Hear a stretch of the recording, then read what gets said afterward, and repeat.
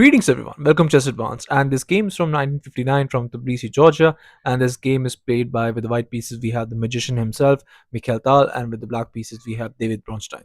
So, definitely two of the most powerful players of their time. So, without further ado, let's start with this game. Tal starts with e4, and we have e5 by Bronstein. We have knight to f3, knight to c6, bishop to b5, going for the rule Lopez. We have a6, Morphy's defense, bishop to a4, knight to f6, and just castles. Going for the main line, we have b5, and just the main line of Morphy's defense, bishop to b3, and normally you're just going to play that knight to a5 move, and slowly but surely, bishop to c2, and the game goes on. Bishop to e7, c3, and here just d6, rook to e1, castles, and most likely, you're going to face this. This will move back, and slowly but surely you're going to push that, get the knight there, and then you're going to play knight to f3 or knight to g3 depending on the position. And here after the h3 was played, not allowing the bishop jump, knight to a5 as planned, bishop to c2, and just c5. And here just immediately striking the center with d4, we have knight to c6 back again, and here knight bd2, and here just going for this queen to b6. And here in this position you could also go for a move like d5, and yes, it works. It seems like a move that maybe you're just giving black a bit too much, because what if black starts pushing on the queen side, get the rook into the game, and it might come a little bit of an issue, but not really, because if you go for the knight to a5, then you get knight to f1.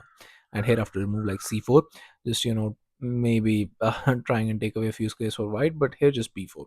And here if you go for en passant, here c captures, a captures, and just here bishop d7, and after bishop d2 you play rook fc8, but just knight to e3.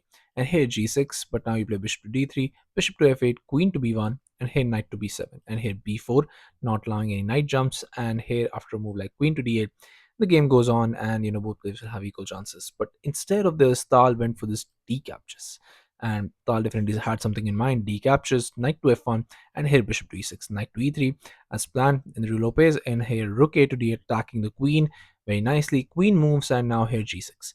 And now Tal definitely he has something in mind, because this g6 move, he did not just actually face that move, he made sure that his opponent played that move, because he now goes for knight to g5, and here c4, but here just e4, just attacking those pawns, not letting those pawns settling on the queen side. King to g7, but here a captures, and here rook to b1, but finally knight to a5, and here knight to f3, but now just going for queen to c7, and here just going for a very nice central thrust. And when you're stuck with these positions like these, most players play start to make blunder, and they lose the game. But here Tal shows how actually you're supposed to play these kinds of game, because he goes for this very beautiful knight to d5 central thrust. And here the best move in this position is, what you always want to do is, you want to play this knight captures, and here after e captures, bishop captures, you play this knight captures on e5. And yes, the bishop is coming in, and yes, it looks a lot scary, because these bishops are absolute monsters. But this game is still a draw. Here knight to g4, bishop to f4. When you have these weak squares, it's always better to trade those bishops. Here bishop to e3, but here just knight to c6, bishop captures on f4, queen captures, but just queen to e3, asking for a queen trade. Queen captures, knight captures, attacking the bishop, bishop to e6, and here just f4. And here knight to e7, just nicely jumping on maybe in the future on that f5 square. And here just rook bd1, but just b4. And it definitely looks scary. You cannot capture, because the rook will jump in on the b8 square, and it's going to be very much difficult from there onwards. So here just g4, pushing on the king side, and here just rook captures b3, just attacking the bishop, bishop moves, and here just going for this f5. And here rook to d8, not moving the bishop, but attacking with tempo, because after that there's gonna be an attack on the knight as well. So bishop to c8, but now just bishop to b7, a beautiful resource that white has in this position, because you cannot capture. If you capture, then the rook jumps in, and this is going to be very much difficult. Yes, you can block with the rook, but at the end of the day, even after that, it's going to take you at least two moves to get out of there, and it's going to be very much annoying. And just to even show you in this position, and the best way for this position to go on actually is, black is mostly going to play like move like this captures. And here after bishop captures, you play this, and once you trade off pair of rooks and capture, you get this position where it's most likely going to end in a draw. Yes, you can in future capture that, but knight is going to jump in, so either way it's going to be a draw. But here after bishop captures, knight captures was not played. Here e captures, and here rook f to e8. Now you play this queen captures, and here after queen captures, knight captures, we have knight captures on d5, and here just rook to a1. And now finally going for this knight to b3, poking the bishop and the rook. But now you have to part ways with your light squared bishop. Bishop captures, c captures, and bishop to h6 check. A beautiful, beautiful resource that Tal had in this position, and it definitely does seem like the game is absolutely over for Bronstein. I mean, what do you do in this position? Because the best move in this position that Bronstein had to see that this king caps on h6 actually works a little bit in his favor, because yes, this is coming, and yes, you're gonna have to go back. But after knight captures, rook captures, and here rook to a5, bishop to f6, and here after rook caps on b5, knight to f4, and rook caps on b3. Yes, you do have those pass pawns on b and c lines, but you have two pieces for the rooks, so you might be able to hold Tal to a draw. But that was the best that he had in this position, because here after bishop to h6 check, what Bronstein did, he instead went for this king to g8, but now just knight to c6. And now you can see that there's a lot of pressure on these pieces. This bishop is slicing all the way over here. Rook to c8 was played attacking the knight, but here just rook a d1. Rook captures, just trading those knights. Here f6, but now comes the issue. Rook captures on b5. G5, rook captures on b3, and now it might seem like your bishop is getting trapped here. I mean, you could always play that h3 move, but that bishop is guarding those pawns, so it might become a little bit of an issue, but not really. Here, king to f7, trying to go for that bishop, but now just this beautiful rook to b7.